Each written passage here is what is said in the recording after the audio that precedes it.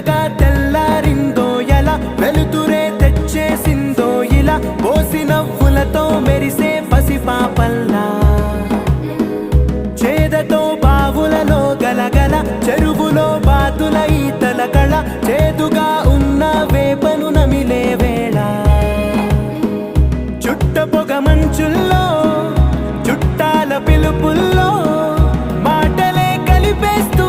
మనసారా మమతల్ని పండించి అందించు హృదయం